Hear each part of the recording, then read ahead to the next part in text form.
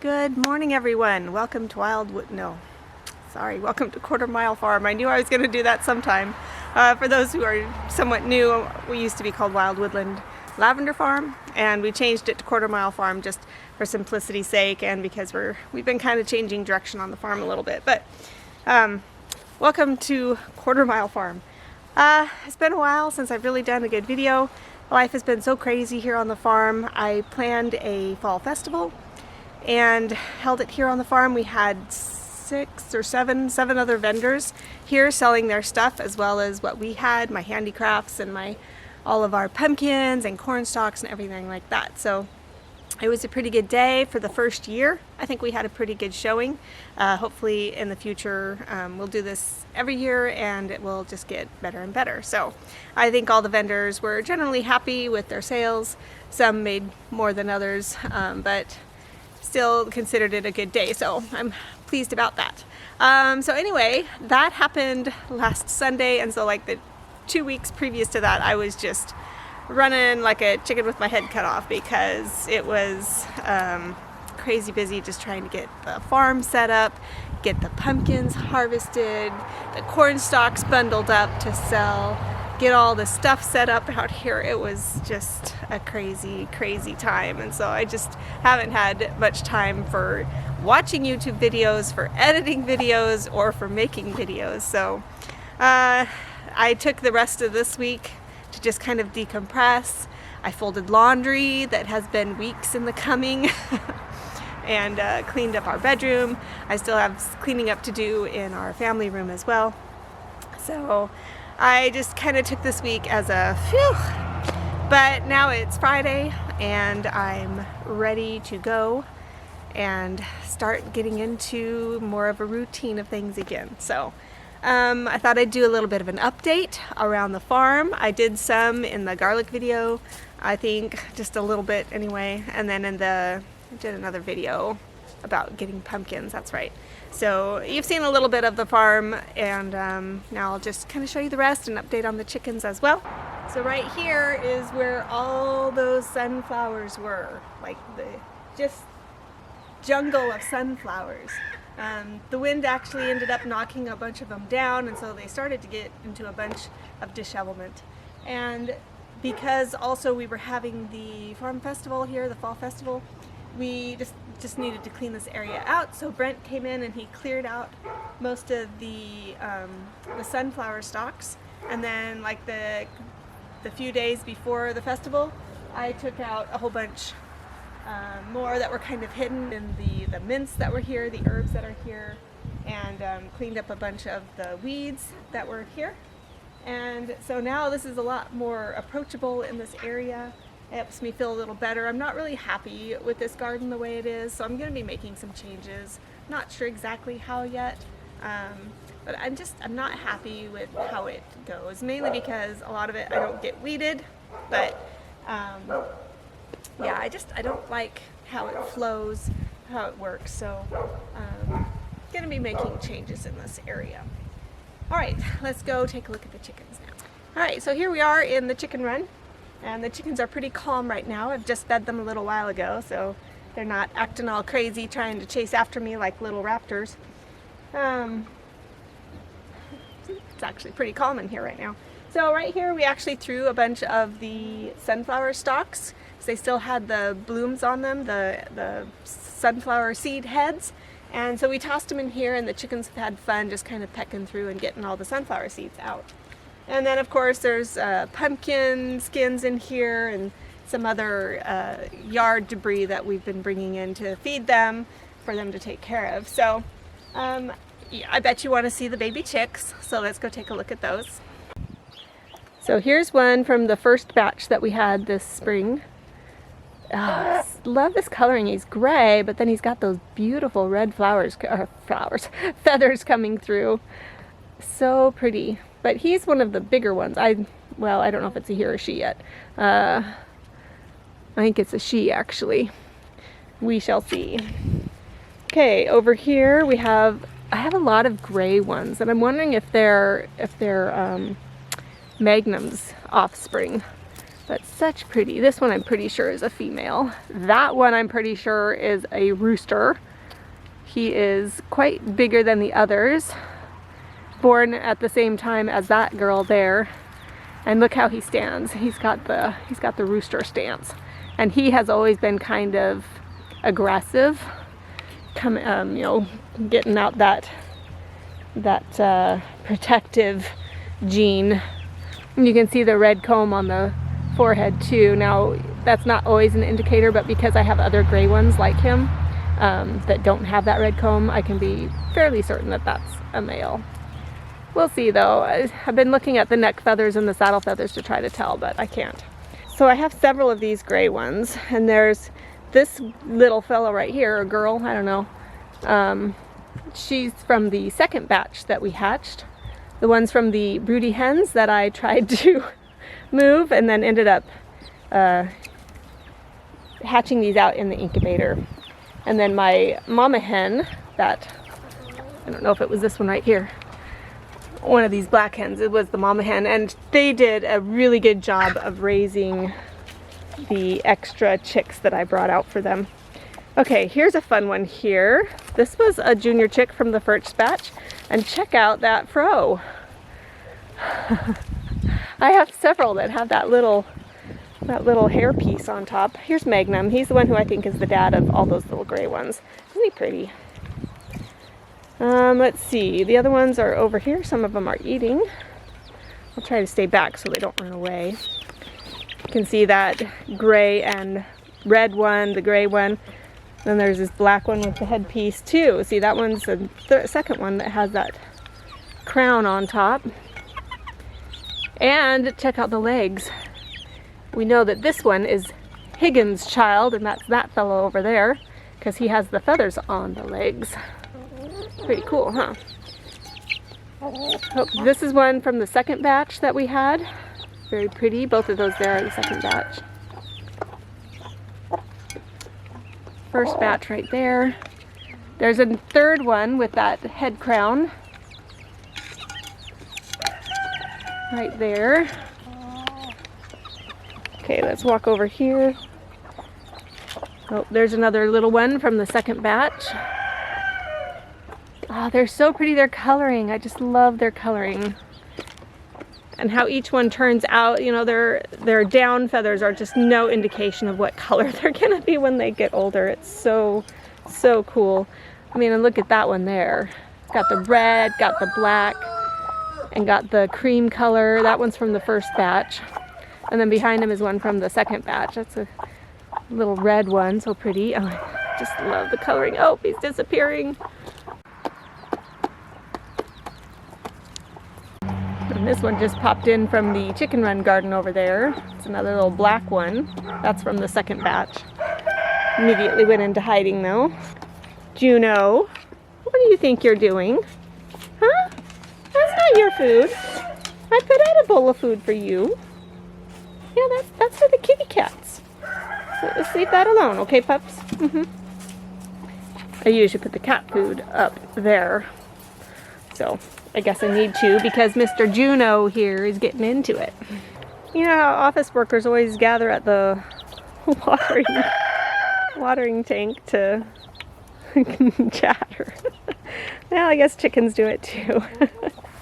So you can see behind me the pumpkin field. The greens are almost all gone. I think down there the honey nut squash leaves are still nice and green, still producing. But most everything here now is ready to harvest. I think the honey nut still needs more time. And then the butternut, I think I can finally start to harvest. It was just taking longer for some reason for those. So anyway, I'll just kind of take you through, show you the pumpkins that are left. We picked a lot, but there's still a lot more out here. So I'm gonna take you through and show you around, and then we'll go take a look at the garden over here, the tomatoes, maybe dig some potatoes. So let's go show you around.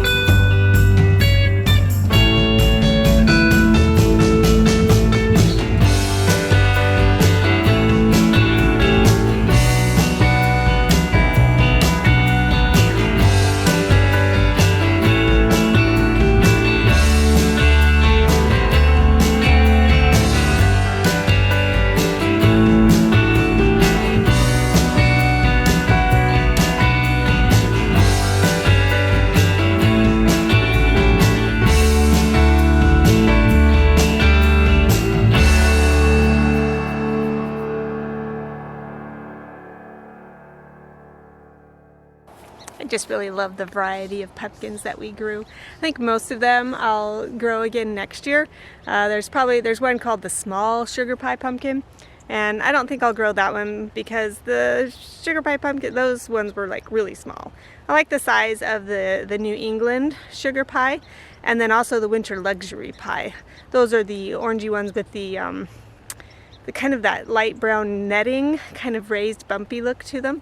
I like the looks of those. But I like the butternut and the honey nut, and then those white flat white boars, B-O-E-R. Those are really cool looking, and I love the black futsu. They're black when they're young and unripe, and then as they ripen they turn orange, and then the black kind of turns, it can be a variety of colors. It's like I showed you a big pile of them. Those were all the black futsu. Those were so cool. So I'm really, really gonna look into growing those again next year too. So then the Burgess Buttercup, I think those are really cool looking too, so I'll grow those too. Anyway, before we go into the garden, I remembered I have my filbert tree out here, and the nuts are definitely ready to pick. So just wanted to show you how they are. So there they are, my very own filberts, aka hazelnuts. I grew up calling them filberts. So anyway, I'm gonna go ahead and see how many I can get off of this tree. I picked a couple of them a couple weeks ago just to see if they were ready. So gonna harvest these.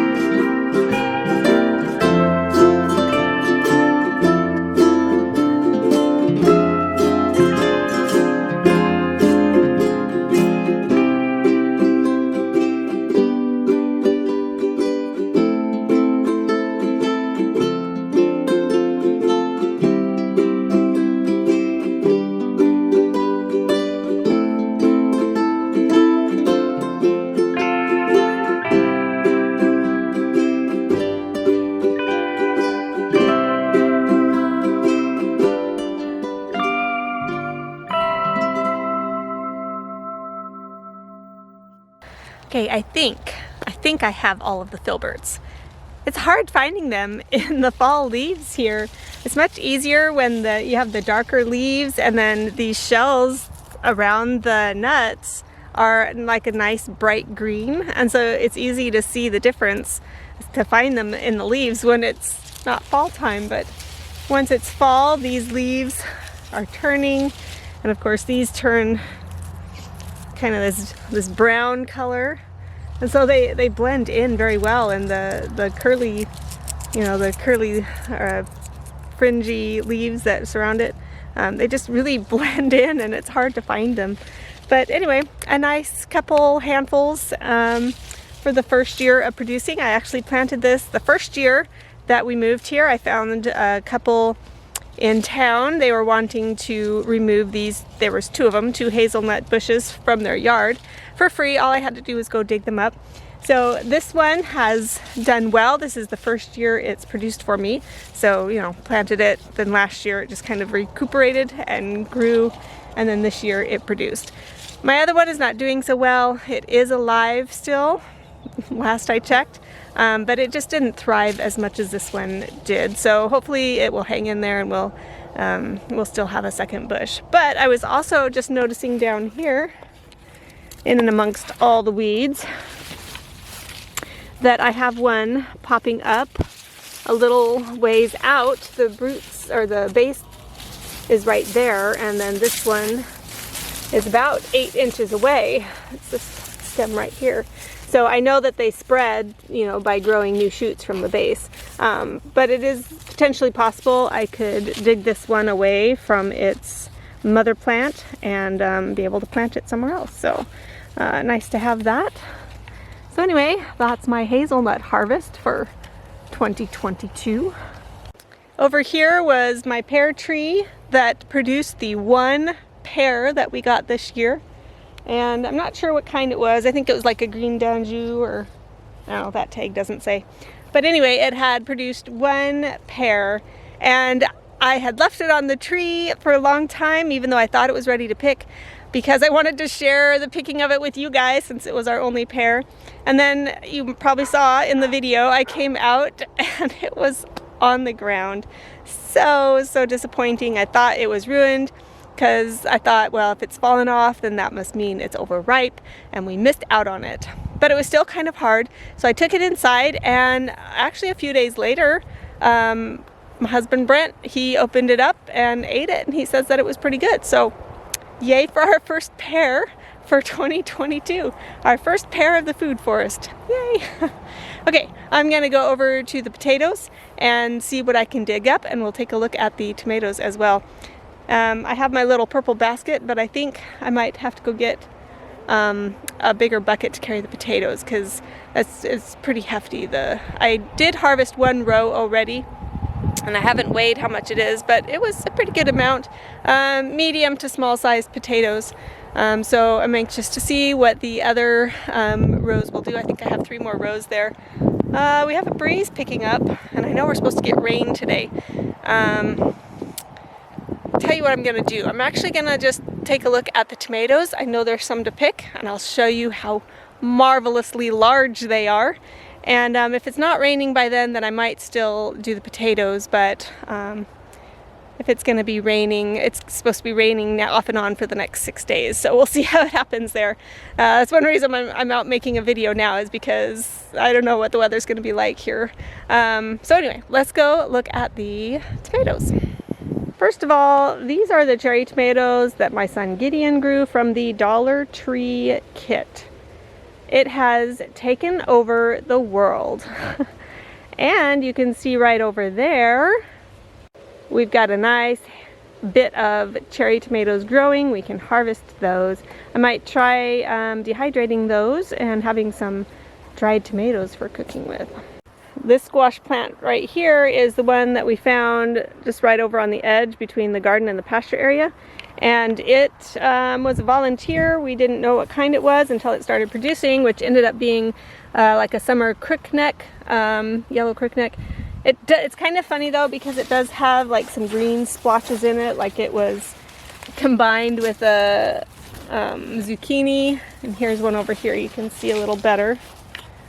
Right there, so you can see the green splotches. Anyway, this has produced so many yellow crookneck squashes, summer squash, and it's been pretty good. We don't necessarily eat a lot ourselves, but I have been dicing them up and dehydrating them. I'm trying not to be wasteful of the food, and I found that if I take the dehydrated zucchini and summer squash, I can add them to soups, and we end up eating them without really realizing that we're eating them. So I'm trying not to be wasteful of what God has provided, and just making it all count. So even this is going to count because it's going to go feed the chickens. Lots of cherry tomatoes to pick. But those aren't the tomatoes I'm here to pick right now. These are the tomatoes I'm here to pick right now. Now, I'm not sure what kind this is. This is supposed to be mortgage lifter, and I've had some mortgage lifters this year that are really huge, and these aren't that big. They still could be mortgage lifters just after the year that we've had. Maybe they just didn't get as big. So anyway, I'm going to pick all the red ones and all the ones even with just pink on them. This shows up riper on camera than it actually is. It's more of a pinky orange right now, actually. So I'm going to pick all of these and then let them finish ripening up inside. Now that one is going to be for the chickens. That way I just kind of figure that it lets the plant then focus more on ripening some of the other tomatoes. That's just my thinking. Whether or not that's the case, I don't know. But in my thinking, it lets the plant focus on sending energies to the rest of the tomatoes that need to continue ripening, like that one right there.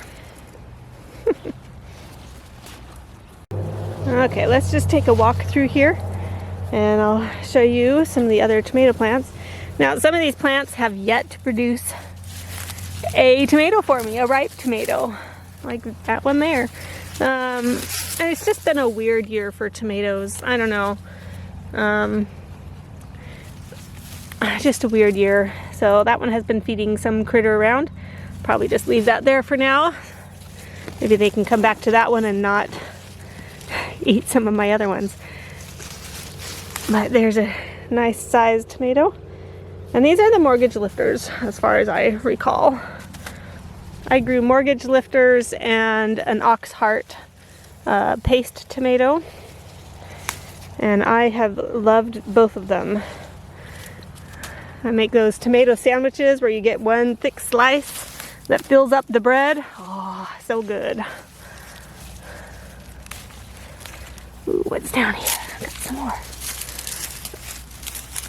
I've picked about 75 pounds so far. I've been making pizza sauce using the Mrs. Wages pizza sauce mix. And I've done 5 batches of that using about 8 pounds per batch. So that's 40 pounds right there. And I have another for the 6th batch. So that's another 8. So that's 48 pounds. But then I've picked a lot that we've eaten. So I'm thinking it's been about 75, and some that I had to throw away because I didn't get to them quick enough.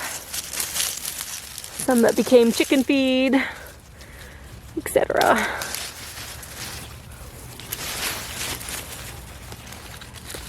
Ooh, that's a nice one. Whoops. That's a big one. Look at that. These are good for slicing and eating, for canning. I'll use them for dicing, using diced tomatoes in canning as well. But I picked off of, 2 plants, and that's what I have so far. But a lot of these plants still just don't have any ripe tomatoes for me at all. I mean, they have lots of tomatoes, just not very many ripe ones. I'm just gonna peek in here and see. A lot of times they start out down near the roots. I don't know, do you guys see anything in there? Yeah, I don't either. Coming down this way some more, I need to push my way through, and I was just noticing some more red. There's another little tomato down here. Not a very big one, but the animals haven't gotten to it yet. Yeah, just not a lot of redness on these plants yet, and I have frost coming soon. So I'm gonna have to really watch for the frost reports. I have a feeling I'm gonna be picking a lot of green tomatoes, but that's all right. A lot of them will ripen up anyway, and I can be eating tomatoes into the winter just by setting them in a box, single layer to double layer, and they will ripen up. Now that's a nice big one. Look at that. That's huge.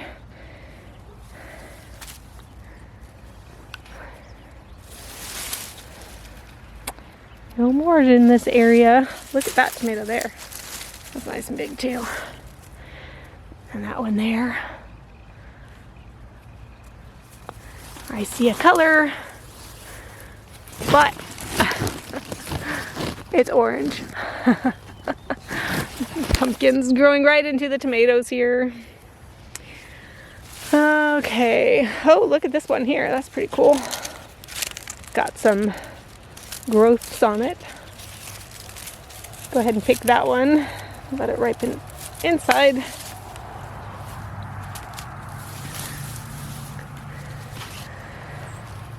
Oh, well, I didn't even look at the top up here. Check that out. Holy smackaroli, peoples. Oh my goodness. I almost need both hands for this. Oh my goodness. Yeah, that's what they're supposed to be like. Woo! Check it out. That's well over a pound. Awesome.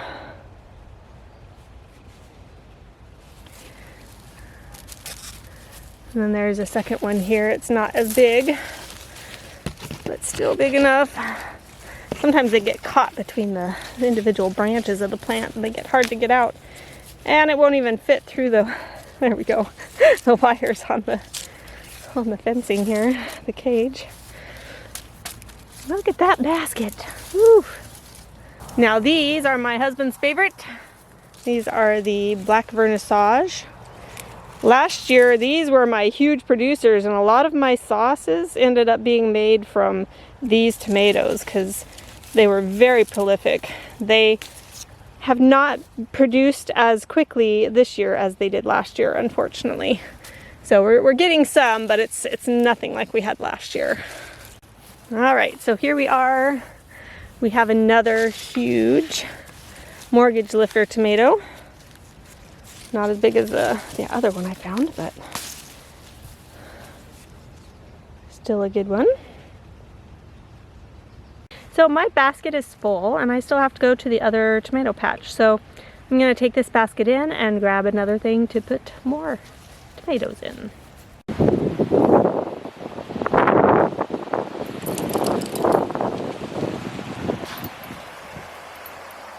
The wind is starting to pick up. Definitely a weather system moving in. I just come in by the greenhouse and thought I'd do a little bit of an update.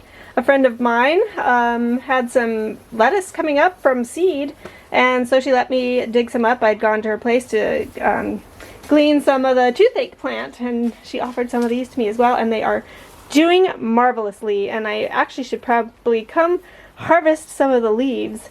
Here I have room. I'm going to plant some spinach leaves and maybe some carrots, and hopefully it's not too late. I know last year I got seeds in the ground in December and they grew. So I'm hoping getting them in even at the end of October, I can still get some seeds planted. That'll be coming. So here are my goji plants that I bought, and some of them have just really taken off. Some of them have not, although I think those are maybe just being affected by the cold. But yeah, I'll be getting these in the ground hopefully this fall. And then I have some peach trees, and this one here is one that grew in the no-till garden, and then my honeyberry plants and my lavender that I grew from seed. There's still some that survived. Some of it, I think a cat got into it and dug in, so some of them got killed off because of that. But anyway, I'm not doing so well in the lavender department. Still have some plants in here, and very few of the ones that I actually bought in bulk to be able to plant. Some of them have lived, but a lot of them, most of them have died. So anyway, this is just the update for the greenhouse. Here's some more of the lavender. This one just took off all of a sudden, and that one down there is doing all right. But yeah, most of them are not doing well. Didn't have the ground ready for them. It was just a mistake on my part to buy them so soon. I was just so excited to have a piece of property where I could plant lavender. But we just weren't ready yet, so oh well, lesson learned.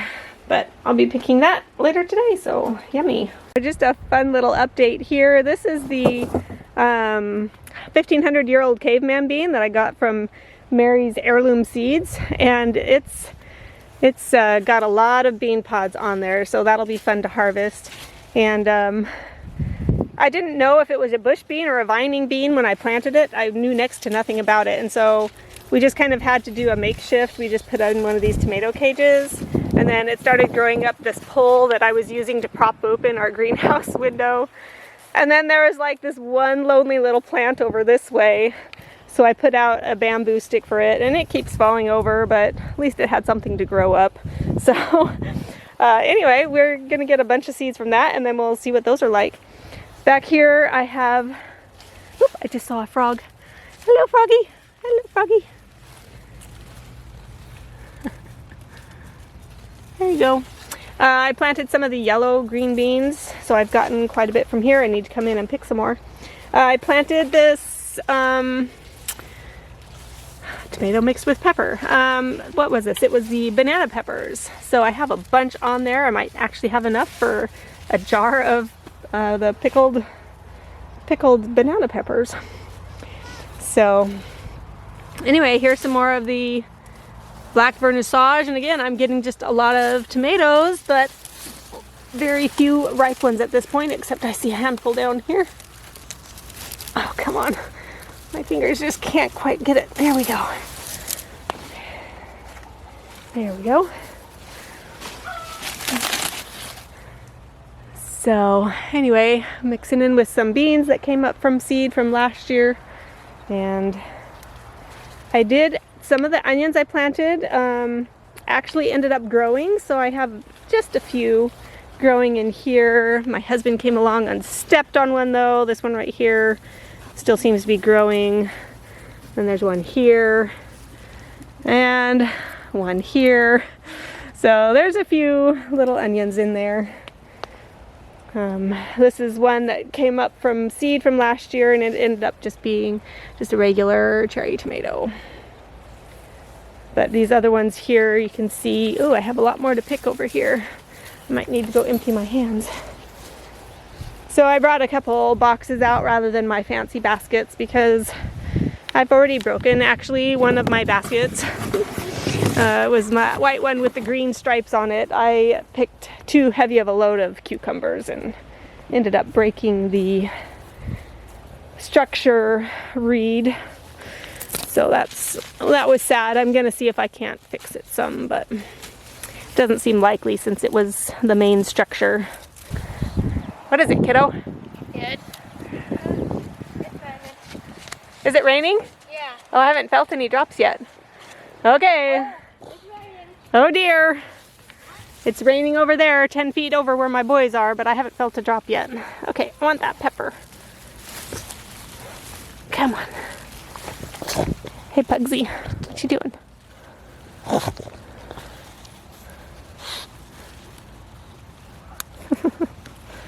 You just gonna stare at me? Okay, it's not really completely red yet. I wonder if I should just leave that. Hello, Inky. What's going on? You coming to say hi? I know you're not hungry because I saw you over in the barn eating the cat food. You just want company? Mm-hmm.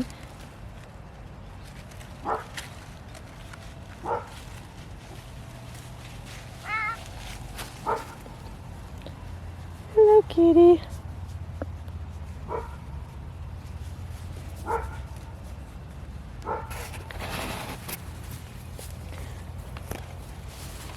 Where are you off to? Huh?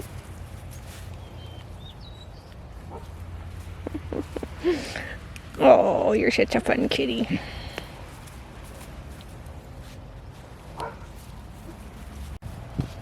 My poor artichoke plant has kind of wilted. I wonder if I should cover that up so that it will last through the winter. We did have one that killed off over last winter. This one survived though, but might need to cover that one up. Over here are my peanuts, and yes, they did grow and I need to harvest them, so that's going to be coming soon.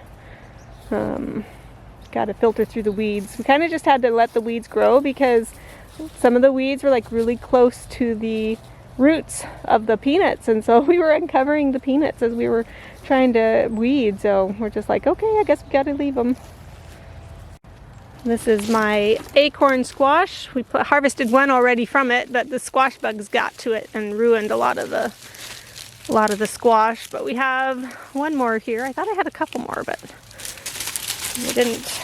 Maybe they didn't survive. Ah, there we go.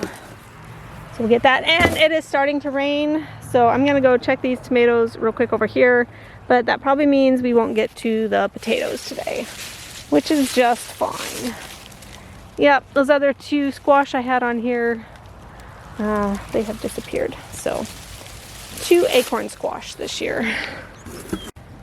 Coming up on the ox heart paste tomatoes.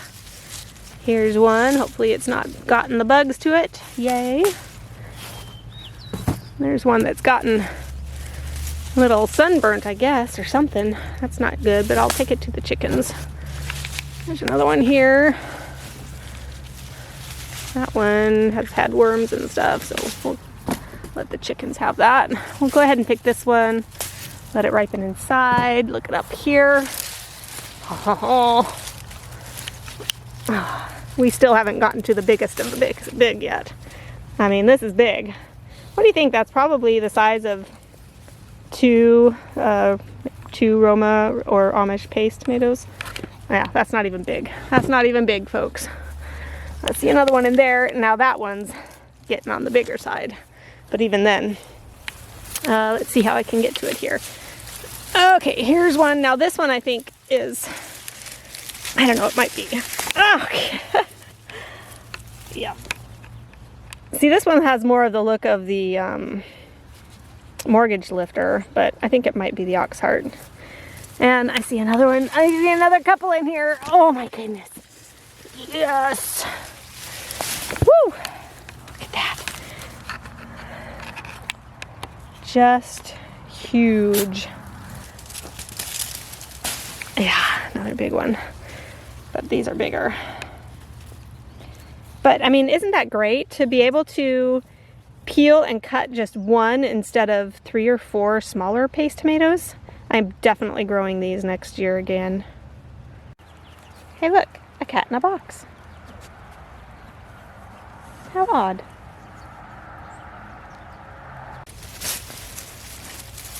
Oh, check it out. Yes, still green, but on its way to ripening. Look how big that is. Holy smokes. Look at that.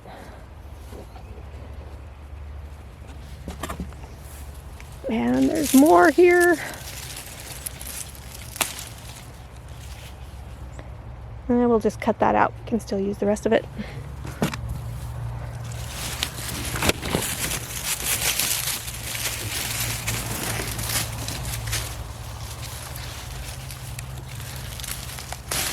Oh man, I keep dropping them. I think I need to put the camera down and use both hands because, yeah, I just cracked that one there. Right along in here. So I need to use both hands with these so I can not drop them. So check this one out. This is what I mean. I mean, most of them are like this one. Looks big, right? You don't even know the half of it. It's huge.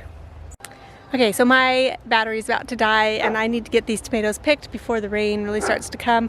Keeps just kind of trying to rain. It's not really raining right now, but I know it's coming. So I need to get these tomatoes picked. So I'll go get the batteries charging, and when I have all the tomatoes picked, I'll just do a quick shot to show you how many tomatoes I got.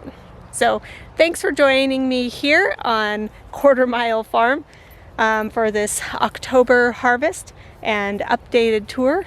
And we'll see you next time. Bye.